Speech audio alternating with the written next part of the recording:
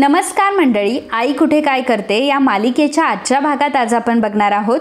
संजना किचनमध्ये कॉफी बनवत असते. त्यावेळी ईशा तिथे येते आणि म्हणते की वाव संजना आंटी, कॉफी बनवतीयस का? प्लीज माझ्यासाठी पण बनव ना. संजना म्हणते की ओके, आता कॉफी सोबत काय खाणार तू? बरं मग कॉफी सोबत काय खाणार तुम्ही? स्क्रॅम्बल्ड एग खाणार की पोस्ट एग खाणार? ईशा म्हणते की दोन्ही नकोय. फ्रेंच ऑमलेट येतं का तुला? सांगू, मला फ्रेंच ऑमलेट खूप आवडतं, ते बनव चल. संजना म्हणते की ओके कूल. आता संजनाने एका शब्दात ऐकल्यामुळे ईशा संजनाला विचारते की काय ग, आज माझ्या आवडीचं कसं काय बनवतेस तू? आणि तसंही माझ्या बर्थडेला तर खूप वेळ आहे अजून. संजना म्हणते की कसं आहे माहिती का ईशा, आपण आताच आपली जी काही हाऊसमौज आहे ना ती करून घेऊ. पुन्हा जर आपण जेलमध्ये गेलोय तर आपल्याला हे सगळं मिळतं की नाही काय माहिती. हे बघ, तुला जे काही खायचे ते मनसोक्त खाऊन घे बरं का, नाहीतर पुन्हा तुला वाईट वाटायला नको. त्यावर ईशा म्हणते की असं का बोलतीयस तू, आणि कोण जाणार आहे जेलमध्ये? संजना म्हणते की अगं असं काय करतेस, जेलमध्ये जाणार आहोत ना, तू जाणार, मी जाणार, आभी, अनिरुद्ध. ईशा म्हणते की संजना आंटी काहीही बोलू नकोस हा, मी नाही जाणार हा जेलमध्ये. संजना म्हणते की आता मी जेलमध्ये नाही जाणार असं म्हणून कसं काय चालेल बरं? आणि आम्हाला काय हौस नाहीये जेलमध्ये जाण्यासाठी, परंतु काय करणार, आता कोर्टानेच आदेश दिले म्हटल्यावर ते पाळावे लागतील ना. त्यामुळे आता रेडी राहावं लागेल आपल्याला. कधीही कोर्टाची नोटीस येऊ शकते, कधी आपल्याला कोर्ट सांगू शकतं की आपल्याला जेलमध्ये जायचंय. आपण आता रेडी राहूयात. ईशा म्हणते की हो, पण मी कशाला रेडी राहू आणि मी का जायचं जेलमध्ये? संजना म्हणते की ईशा अगं असं काय म्हणतेस, आता आपणच्या आम्ही खोट्या सह्या घेतल्या हे तुला माहीत असून सुद्धा तू आम्हाला सपोर्ट करतेयस. म्हणजे बघ ना, आता तू सुद्धा गुन्हेगार झाली की नाही, मग तुला जावंच लागेल की नाही जेलमध्ये. ईशा म्हणते की पण संजना आंटी, तुम्हाला प्रॉमिस केलं होतंस ना की काही झालं तरी तुम्हाला जेल नाही होऊ देणार. संजना म्हणते की हो, मी तुला केलं होतं ग प्रॉमिस, पण काय करणार, तू तर तुझ्या तोंडाने कोर्टामध्ये सांगितलं ना की आपणच्या सह्या कशा घ्यायच्या हे संजना आणि बाबांना माहीत होतं म्हणून. आता काय झालं माहितीये का, तू आम्हाला तर अडकवलं आहेस, परंतु स्वतःच्या पायावर सुद्धा धोंडा मारून घेतलास. सो आता तुला जेलमध्ये जावंच लागणार नाही का? ईशा म्हणते की आई शपथ, मी असं बोलून गेले, मला कळलंच नाही ग. अगं मला कळलंच नाही म्हणजे मी इतकी घाबरून गेले की मला कळलंच नाही मी काय बोलते ते. संजना म्हणते की त्यात एवढं घाबरण्यासारखं काय होतं, आदल्या दिवशी मी तुझ्याकडनं सगळी तयारी करून घेतली होती ना, आणि एवढी साधी गोष्टही तुला नाही समजली का? ईशा म्हणते की अगं मी काय करणार होते, त्या सुलेखाताई माझ्याकडेच बघत होत्या, अगदी माझ्या डोळ्यात डोळे घालून बघत होत्या. असं असताना मी कसं काय करणार होते बरं सगळं? मी किती घाबरले होते त्यांच्याशी बोलताना, आणि माझी पूर्णपणे वाट लागली होती ग. तेव्हा संजना म्हणते की हे कारण देऊ नकोस मला, आणि संजना ताईंना तू काय आता ओळखतेस का? त्यांच्यासोबत राहिली आहे ना 6 महिने. ईशा म्हणते की अगं संजना आंटी असं का बोलतीयस, अगं त्यांचं घरातलं वागणं वेगळं असायचं, परंतु कोर्टामध्ये त्या वेगळ्या पद्धतीने माझ्याशी बोलत होत्या, आणि कोर्टातलं त्यांचं बोलणं आणि घरातलं वागणं यामध्ये खरंच खूप फरक आहे. संजना म्हणते की काय मग, आम्ही काय रोजच कोर्टामध्ये फेऱ्या मारतो का? आम्ही रोजच कोर्टामध्ये जातो का? ईशा तू एक नंबरची मूर्ख मुलगी आहेस हा. सांगू का ईशा, तुझ्यामुळे आम्ही गोत्यात आलोय, आणि तुझ्या स्वतःच्या वडिलांना तू खडे फोडायला पाठवणार आहेस एवढं मात्र नक्की. तुझ्या इतकी मूर्ख मुलगी मी आयुष्यात कुठे बघितली नव्हती, असं म्हणून संजना तिथून निघून जाते. तर मित्रांनो, मागच्या हप्त्यातील आपली पैठणीची विनर ठरलेली आहे अपर्णा निलेकर. सर्वात प्रथम तुमचं खूप खूप अभिनंदन. अपर्णा, तुमच्यासाठी महत्त्वाची सूचना अशी आहे की कमेंट बॉक्समध्ये जो फॉर्म दिलेला आहे तो फॉर्म लवकरात लवकर तुम्ही भरा आणि आमच्याशी संपर्क करा. तुम्ही पाठवलेल्या ॲड्रेसवर तुम्हाला तुमची पैठणी मिळेल. तर मित्रांनो, या हप्त्यातील आपली भेट असणार आहे आकर्षक साडी. तर लगेचच आपला व्हिडिओ हा शेवटपर्यंत बघा, व्हिडिओला कमेंट करा आणि व्हिडिओला लाईक देखील करा, आणि सोबतच तुम्ही जी कमेंट कराल त्या कमेंटच्या शेवटी तुमचा आवडीचा रंग लिहा. तुम्ही जर हा व्हिडिओ शेवटपर्यंत बघितला असेल, व्हिडिओला लाईक केलेलं असेल, चॅनलला सबस्क्राईब केलेलं असेल आणि तुमच्या आवडीचा रंग कमेंटमध्ये लिहिलेला असेल तरच तुम्हाला पुढची साडी भेटू शकते. त्यामुळे वाट कसली बघताय, लगेचच कामाला लागा. धन्यवाद. तर ईशाला मात्र खूप टेन्शन आलेलं असतं. आता त्यावेळी तिथे आभी येतो आणि ईशाला विचारतो की काय ग ईशा, काय झालं? ईशा आभीला म्हणते की अरे ही संजना आंटी बघ ना माझ्याशी कसं वागते, आता हिने सांगितलं म्हणून मी कोर्टामध्ये हिचं खोटं खोटं कौतुकही केलं. बघ ना, आता हिच्यामुळे मी आपल्या आईला नावं सुद्धा ठेवली, आणि आता ही काय करते, ही आता मला उलट बोलतीये. मला सांग अरे अभि, आपण काय कोर्टात रोज जातो का? आपल्याला काय माहिती कोर्ट कसं असतं आणि त्यात कसे प्रश्न विचारतात. आता कोर्टात प्रश्न विचारल्यावर मी घाबरले होते आणि बोलले काहीतरी चुकून. अभि म्हणतो की जाऊ दे ईशा, तू त्याकडे लक्ष देऊ नकोस. ईशा म्हणते की अभि दादा, अरे ती मला घाबरवत होती आणि सांगत होती की आपण दोघंही जेलमध्ये जाऊ म्हणून. आभीलाही खूप टेन्शन आलेलं असतं, परंतु तो ईशाची खोटी समजूत काढतो आणि म्हणतो की अगं असं काही होणार नाहीये, तू टेन्शन घेऊ नकोस.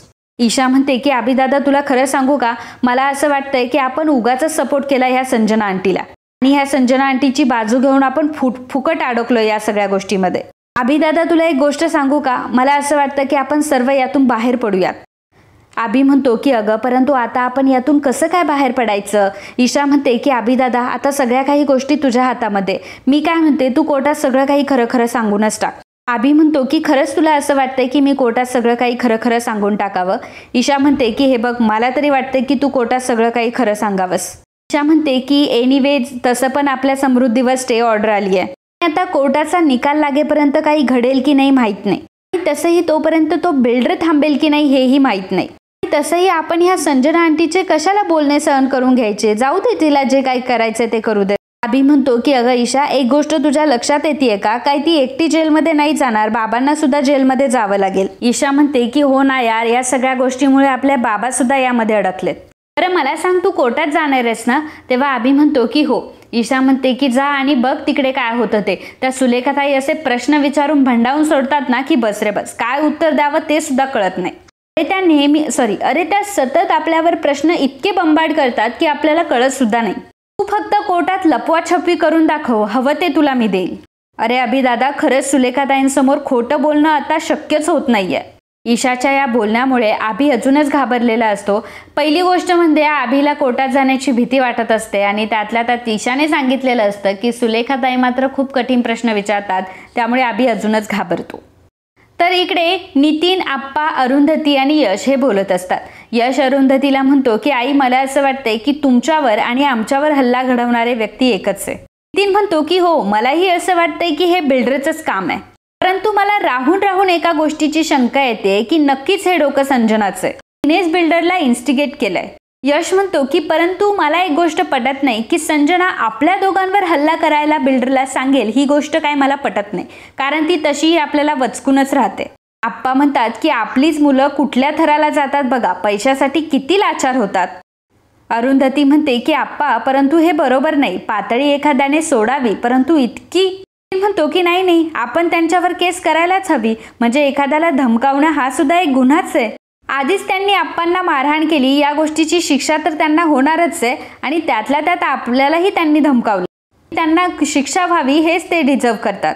आप्पा म्हणतात की एकदा की हे सगळं कोर्टात सिद्ध झालं ना मग मात्र आपल्या डोक्यावरचं खूप मोठं ओझं कमी होईल. अरुंधती म्हणते की हो आप्पा, परंतु तोपर्यंत आपल्याला संयम पाळावा लागणार आहे. शेवटी कितीही काही झालं तरी आपल्याला आपलं मन शांत ठेवायचंय. यश म्हणतो की हो आई, मला देखील सुलेखाताईंनी कोर्टामध्ये हजर राहायला सांगितलंय, त्यामुळे मी तरी शांतच आहे. आप्पा यशला म्हणतात की यश आता जेव्हा तू कोर्टामध्ये येशील ना तेव्हा डोक्यावर बर्फ ठेवून ये, कारण आज तुला साक्ष द्यायला बोलावणार आहे, आतापासूनच तू शांत हो. तर अरुंधती म्हणते की हो यश, आप्पा अगदी बरोबर बोलतात, काही उलटसुलट प्रश्न विचारले जातात हा, त्यामुळे प्रत्येक प्रश्नासाठी तू तत्पर राहा. यश म्हणतो की हो आई, सुलेखाताई आपल्या सोबत आहे, त्यामुळे मी अतिशय चिल आहे, तू अजिबात काळजी करू नको. अरुंधती म्हणते की हो ते पण बरोबर आहे, परंतु आभी येईल का रे आज कोर्टात. यश म्हणतो की हो ते तर मला काही माहीत नाही, परंतु आज जर तो कोर्टामध्ये आला आणि खरं बोलला तर बरं होईल.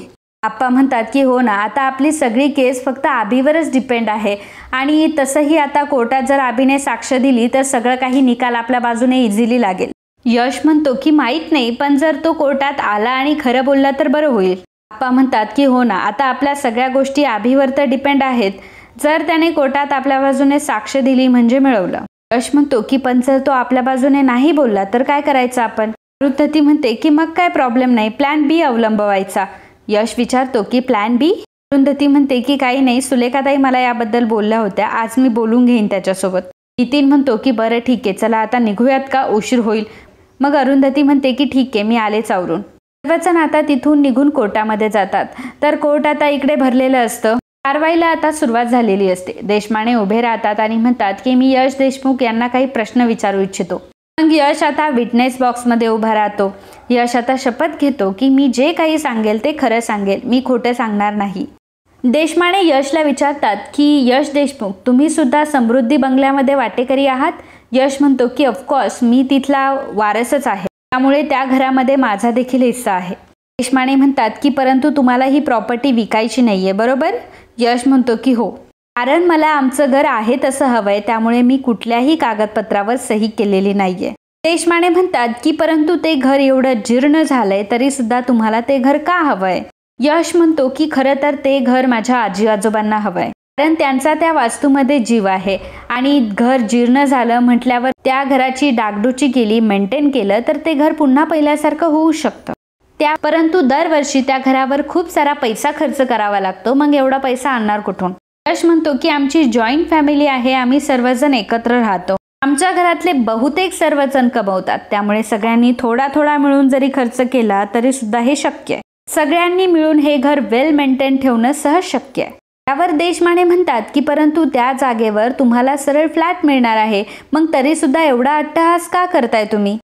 यश म्हणतो की देशमाने तुम्हीच सांगा की मुंबई सारख्या शहरामध्ये तुम्हाला एवढं मोठं घर मिळणार आहे का?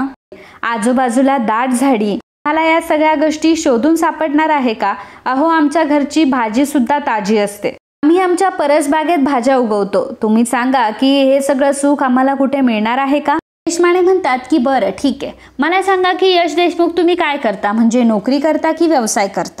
यश म्हणतो की माझा स्वतःचा एक स्टुडिओ आहे, मी स्वतः म्युझिक कंपोजर आहे आणि मी गाणी सुद्धा लिहितो. देशमाने म्हणतात की हो का, परंतु तुमचं गाणं मी कधी ऐकलं नाही हो. यश म्हणतो की हो, परंतु पुढच्या काही दिवसामध्ये तुम्ही ऐकाल आणि माझी गाणी घराघरात वाजेल, तेव्हा तुम्हाला माझं नाव हे आठवावं लागणार नाही, तर माझं नाव तुम्हाला पाठ. यशने असं सडेतोड उत्तर दिलेलं असतं, ते बघून अनिश तर टाळ्याच वाजवायला लागतो.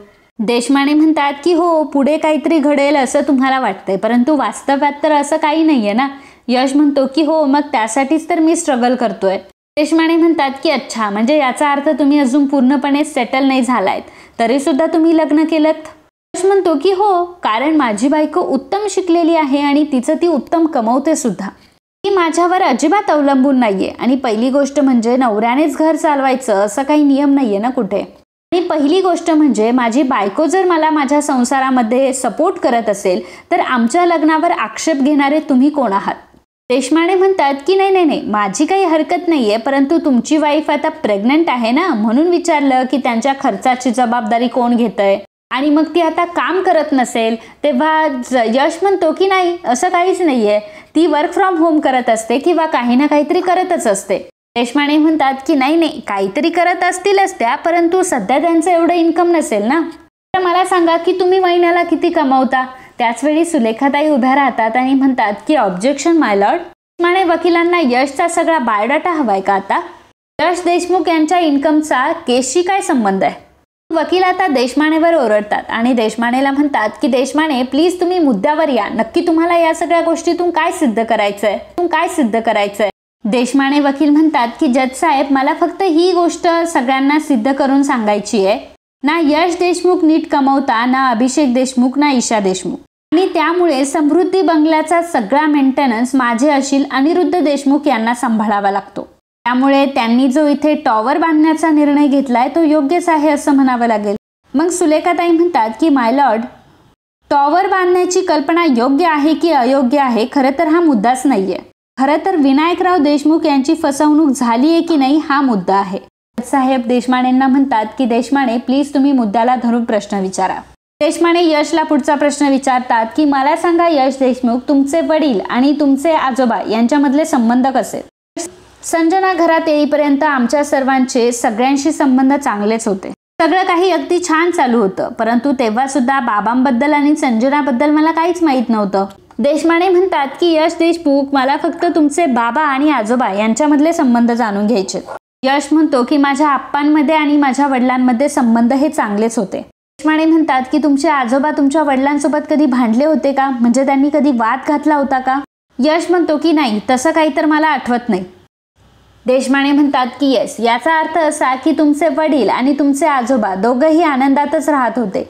यश म्हणतो की अगदी बरोबर. यश म्हणतो की हो, असं म्हणायला काही हरकत नाही. त्यावर देशमाने म्हणतात की अहो, तुमचे आजोबा बरेच होते आणि आनंदातच होते, कारण माझे अशील तुमच्या आजोबांचं सगळं काही व्यवस्थितच करायचे. मला सांगा की विनायक देशमुख आणि कांचन देशमुख यांचा त्यांच्या मुलावर खूप विश्वास होता का?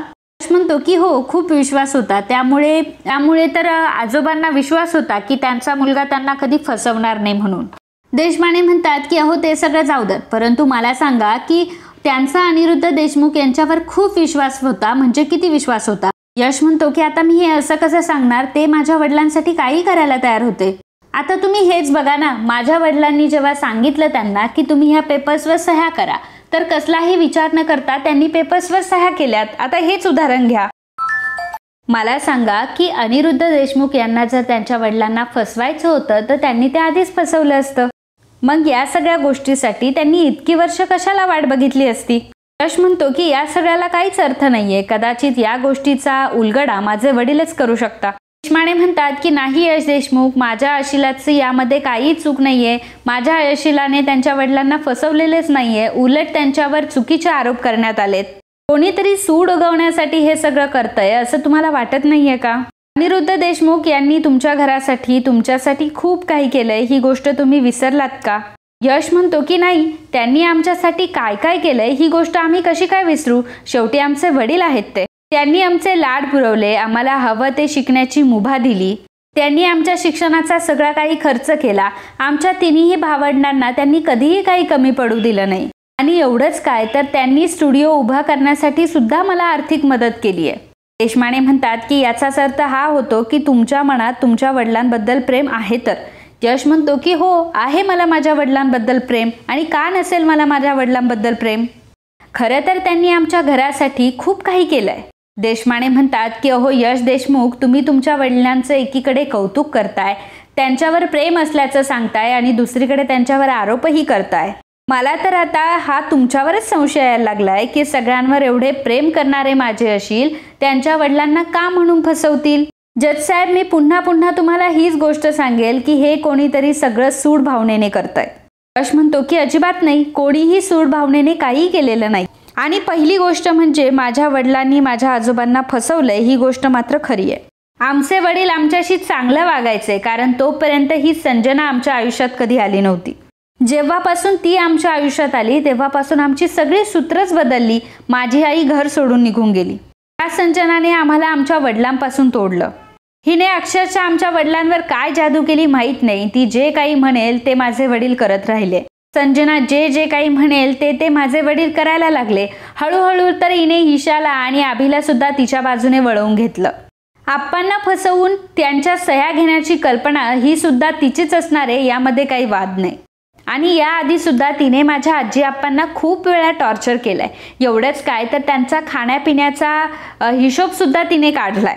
त्या संजनाने आधीही फसवून माझ्या आजी आणि आजोबांच्या खोट्या सह्या घेतल्यात, आणि यावेळी सुद्धा आप्पांना फसवून त्यांच्या खोट्या सह्या घेण्याची कल्पना सुद्धा तिचीच असणार आहे. आणि नेहमीप्रमाणे संजना म्हटलीये म्हणून माझ्या वडिलांनी मान डोलावली असणार आहे. देशपांडे म्हणतात की अहो यश देशमुख, काही झालं तरी तुम्ही विषय संजना यांच्याकडेच वळवता का, म्हणजे तुम्ही त्यांच्यावरच पाणी फेरता. यश म्हणतो की हो, कारण मला खात्री आहे या गोष्टीची की आप्पांना फसवण्याचं कारस्थान करणारी फक्त ही आणि हीच असू शकते. संजना ही एक नंबरची पाताळ यंत्री बाई आहे. हिला फक्त आणि फक्त आमच्या प्रॉपर्टीशी मतलब आहे, आणि त्या गोष्टीसाठी ती अगदी कुठल्याही थराला जाऊ शकते आणि अगदी काहीही एक करू शकते. एवढंच काय तर गुंड पाठवून एखाद्यावरती हल्ला सुद्धा घडवून आणू शकते. आणि एवढंच नाही तर आमच्यावर सुद्धा तिने तसा हल्ला घडवून आणलाय. तर साहेब, मी तुम्हाला सांगू इच्छितो की याच्या आधी माझ्या आईवर आणि माझ्या आजोबांवर हल्ला झाला होता, आणि आता सुद्धा माझ्यावर आणि नितीन अंकरवर हल्ला करण्यात आलाय.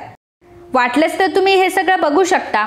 देशपांडे म्हणतात की अरे वा, म्हणजे या सगळ्या गोष्टीचे तुमच्याकडे पुरावे असणारच. मुख्य म्हणजे संजना देशमुख यांनीच हा सगळा अपघात घडून आणलाय हे तुम्ही पुराव्यानिशी आधी कोर्टामध्ये सिद्ध करा. नाहीतर ही गोष्ट सरळ सरळ मान्य करा की शपथ घेऊन सुद्धा तुम्ही खोटं बोलताय. यश म्हणतो की जज साहेब, मला फक्त थोडासा अवधी द्या. मी तुम्हाला हे सिद्ध करून दाखवेल की जो माझ्यावर हल्ला झालाय तो संजनानेच घडवून आणला होता. आणि तसंही जेव्हा माझ्याकडे पुरावे येतील या सगळ्या गोष्टींचे, तेव्हा तर मी संजनाला सोडणारच नाहीये. संजनाला तिच्या कर्माची शिक्षा ही मिळायलाच हवी असं म्हणून यश खूप चिडलेला असतो. यश देशमुख, तुम्ही कोर्टामध्ये उभे आहात याची पहिल्यांदा खबरदारी घ्या. त्यामुळे कायदा हातात घेण्याचा अधिकार तुम्हाला अजिबात नाहीये. त्यामुळे विचारांवर आणि भाषेवर जरा कंट्रोल ठेवा. यश म्हणतो की सॉरी युअर ऑनर. यश खरंच खूप चिडलेला असतो आणि त्याचा बीपी एकदम हाय झालेला असतो ते संजनाला बघून. इकडे आरोही आणि अनघा दोघीही बसलेल्या असताना त्याच वेळी बिल्डर तिथे येतो आणि म्हणतो की अनिरुद्ध साहेब आणि संजना मॅडम कुठे आहात तुम्ही? अनघा त्यांना विचारते की काय झालं, काही काम होतं का त्यांच्याकडे? त्यावर बिल्डर म्हणतो की तुम्हाला काय करायचंय त्याच्यासोबत? मी अनिरुद्ध आणि संजना मॅडमचं नाव घेतलं ना, त्यांना बोलवा इथे. आणि हे बघा, मला तुमच्यासोबत बोलण्यासाठी अजिबात माझ्याकडे वेळ नाहीये. अभि आणि ईशा सुद्धा तिथे येतात. बिल्डर विचारतो की ए अभिषेक, कुठे आहे तुझा बाप? ईशा म्हणते की एक मिनिट, हे काय बोलताय तुम्ही? बाप वगैरे काय काढताय? आणि अशी कुठली लँग्वेज आहे बोलण्याची? बिल्डर म्हणतो की जास्त बकबक करू नको, चल बोलव त्याला पटकन. अभि म्हणतो की बाबा इथे नाहीये, ते कोर्टात गेले. मग बिल्डर म्हणतो की त्याला सांग की म्हणावं हे केस आहे ना, हे नंतर खेळ. आणि त्याला सांग की लपून बसू नकोस, बाहेर ये म्हणावं आता. ईशा म्हणते की अहो ते खरंच कोर्टामध्ये गेले, हवं तर तुम्ही देशमानेंना विचारा. बिल्डर म्हणतो की आता मला वैताग आला ह्या सगळ्या गोष्टींचा. किती वर्ष चालणार आहे ही केस? इथे काय माझा पैसा वर वगैरे नाही आलाय, इथे माझं किती नुकसान होतंय तुम्हाला माहितीये का? अभि म्हणतो की अहो तुम्ही काळजी करू नका, ही केस आम्हीच जिंकणार आहोत, तुम्ही फक्त थोडा धीर धरा. बिल्डर म्हणतो की माझ्याकडे काय एवढा वेळ नाहीये हा धीर वगैरे धरायला. आता एवढेच पैसे जर मी दुसऱ्या प्रोजेक्टमध्ये टाकले असते ना तर 2चे 4 झाले असते. इथे माझा सगळा पैसा ब्लॉक झाला, एवढी गोष्ट लक्षात ठेव. ईशा म्हणते की अहो परंतु आता बाबाच कोर्टामध्ये गेले म्हटल्यावर काय करणार आता? आता सर्वजण प्रयत्न करताय ना, आम्हाला सुद्धा इथे लवकरात लवकर टॉवर हवाय. अहो पण आता कोणी काही करू शकत नाही, जोपर्यंत कोर्ट निर्णय देत नाही तोपर्यंत आपण काहीच करू शकत नाही ना. बिल्डर ईशाला म्हणतो की तुम्हाला काय हवंय आणि काय नकोय ते तुमचं तुम्हीच बघा, मला आता फक्त माझे पैसे हवेत. हे ऐकून आता सर्वजण विचार करू लागतात की यांचे कुठले पैसे? म्हणजे हे सगळ्यांना माहीत असतं की हा बिल्डर तोच आहे ज्याला इथे टॉवर बांधायचा आहे, परंतु आता याला कसले पैसे द्यायचे आपल्याला? उलट हाच तर आपल्याला पैसे देणार आहेत ना नंतर. अभि बिल्डरला विचारतो की एक मिनिट, कसले पैसे? बिल्डर म्हणतो की त्या संजना मॅडमने आणि अनिरुद्ध सरांनी तर मला विचारलं नाही तुम्ही मला कसले पैसे देताय म्हणून. आता जर मी माझे पैसे परत मागतोय तर तुम्ही सर्वजण काय मलाच वेड्यात काढताय? ईशा म्हणते की अहो आम्हाला खरंच माहित नाहीये तुम्ही नक्की कुठल्या पैशांबद्दल बोलताय ते. मग आता बिल्डर सगळं खरं सांगून टाकतो, तुझ्या बापाला टोकन म्हणून मी ॲडव्हान्समध्ये पैसे दिले होते. आता ही जागा तुम्हाला मिळते की काय आणि मिळते की नाही हे तर मला माहीत नाही, परंतु आता मला माझे पैसे मात्र नक्की हवेत. बिल्डरचं हे बोलणं ऐकून अभि आणि ईशाला तर धक्काच बसतो. मग अभि विचारतो की काय बाबांनी तुमच्याकडनं पैसे घेतले होते? तर बिल्डर म्हणतो की हो, त्यांनी दोघांनी माझ्याकडनं पैसे घेतले. एवढंच काय तर बक्कड पैसा सुद्धा दिलाय मी त्याला. आणि तुम्ही हे सगळं मला का विचारताय? याचा अर्थ याबद्दल तुम्हाला काही माहीत नाहीये का? त्या दोघांनी तुम्हाला काही सांगितलं नाही का? शपथ, हे तर मात्र भारी आहे. म्हणजे तुझ्या बापाने त्याच्या बापाला शेंडी तर लावली, अगदी पोरांना सुद्धा सोडलं नाही त्याने. अनिरुद्ध आणि संजना हे खूपच पोचलेले दिसत आहेत, परंतु त्यांना सांगा की त्यांच्यापेक्षा पोचलेला माणूस तर मी आहे म्हणून. गुपचूप माझे पैसे परत करा, नाहीतर मी मात्र कोणाला सोडणार नाही. अभि म्हणतो की हे बघा, याबद्दल मला काहीच माहीत नव्हतं, परंतु तुमचा निर्णय आम्ही लवकरात लवकर बाबा आणि संजनापर्यंत देतो. बिल्डर म्हणतो की तिकडं तुम्ही काही करा, फक्त मला माझे पैसे लवकरात लवकर द्या, नाहीतर माझ्या माणसांना तुमच्या घरामध्ये घुसायला वेळ नाही लागणार. माझ्या समोर शहाणपणा करायचा नाही हा, नाहीतर माझ्या इतका वाईट कोणीच नसेल. बिल्डरने डायरेक्ट घरात येऊन धमक्या दिलेल्या असतात, त्यामुळे अभि आणि ईशा खूप घाबरलेले असतात. अनघा आणि आरोही सुद्धा एकमेकांकडे बघत असतात. आणि मित्रांनो, आजचा हा भाग इथेच संपतो. पुढील भागात आपल्याला बघायला मिळणार आहे कोर्ट सुरू झालेलं असतं. अरुंधती जजसाहेबांना सांगत असते की जजसाहेब, अनिरुद्ध देशमुख गेल्या 26 वर्षापासून सगळ्या माणसांना फसवतोय. त्यावेळी अनिरुद्ध उभा राहतो आणि म्हणतो की जजसाहेब, ही बाई खोटं बोलतीये. त्याचवेळी अभि कोर्टामध्ये येतो आणि अभि सांगतो की हे सगळं खरंय. मी आणि बाबांनी मिळून आप्पांना फसवून आप्पांच्या खोट्या सह्या पेपर्सवर घेतल्या आणि हा सगळा प्लॅन बाबा आणि संजनाचाच होता. तर आता जजसाहेबांनी शेवटचा निकाल, या केसचा शेवटचा निकाल आता दिलेला असतो आणि जजसाहेब सांगतात की अनिरुद्ध देशमुख आणि संजना मॅडम यांना कोर्ट 1 वर्षाचा तुरुंगवासाची शिक्षा भोगायला सांगते. केसचा निकाल लागलेला असतो. केसचा निकाल हा अरुंधती आणि आप्पा यांच्या बाजूने लागलेला असतो आणि संजना आणि अनिरुद्धचं तोंड आता बघण्यासारखं झालेलं असतं. तर मित्रांनो, शेवटी सत्याचा विजय झालेला असतो आणि अभि या केसमध्ये पडल्यामुळे ही केस सॉल्व्ह झालेली असते. तर मित्रांनो, आता यापुढे काय होतं? संजना आणि अनिरुद्धला खरंच अटक होते का?